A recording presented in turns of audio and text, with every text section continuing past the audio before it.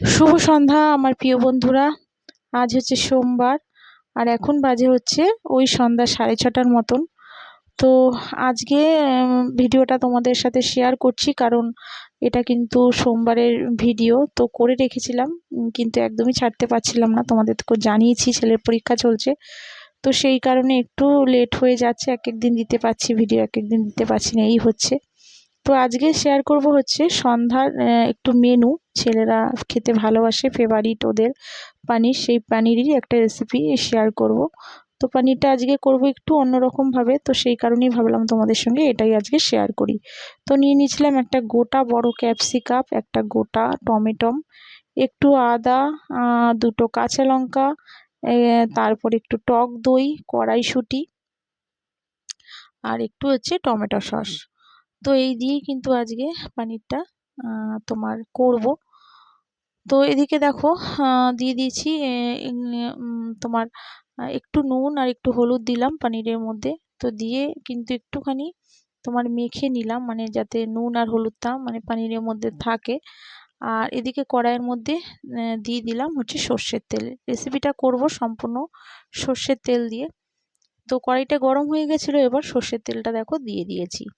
তো এবার তোমার পনিরগুলি একদম ভেজে নেব। আর পনির কিন্তু খুব বেশি তোমার ভাজবো না, কারণ পনির বেশি ভাজলে না জানো তো পুরো শক্ত হয়ে যায়। তো সেই কারণেই একদম হালকা করে ভাজবো পনিরগুলি।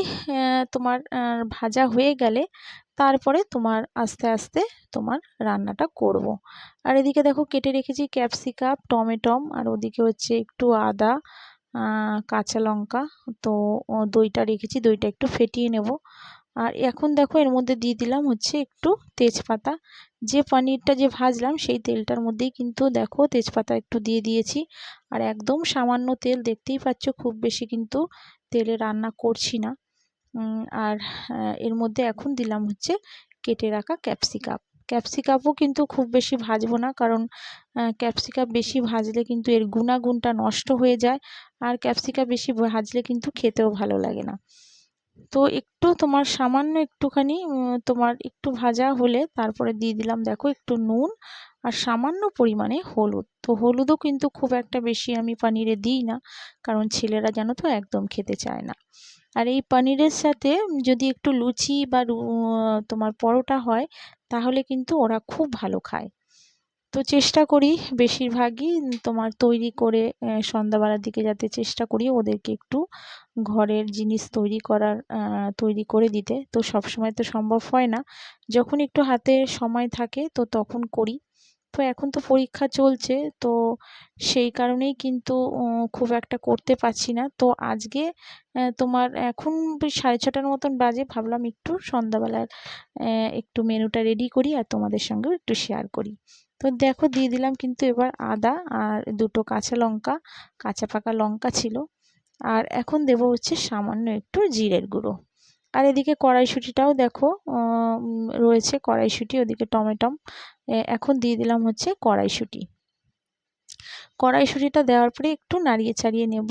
আর চেষ্টা করি জানো তো ওদেরকে একটু নিত্য নতুনভাবে রেসিপিগুলি করে খাওয়াতে, কারণ একঘেয়ে যদি আবার করে দিই যে একই রকমভাবে ধরো পনির করেই যাচ্ছি, তাহলে কিন্তু ওরা একদম খেতে চায় না।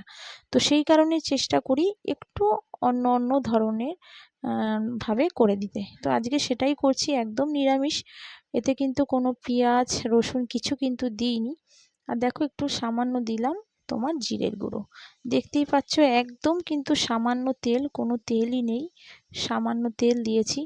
তো এবার একটু নাড়িয়ে চাড়িয়ে তোমার দিয়ে দেবো হচ্ছে টমেটোগুলি। আর কালারটাও দেখো বন্ধুরা কত সুন্দর লাগছে, ওদিকে সবুজ আর হচ্ছে এদিকে লাল টমেটো। তো কালারটাও কিন্তু খুব সুন্দর হয়েছে। তো এবার একটু তোমার টমেটোটা একটু নাড়িয়ে চাড়িয়ে নেব।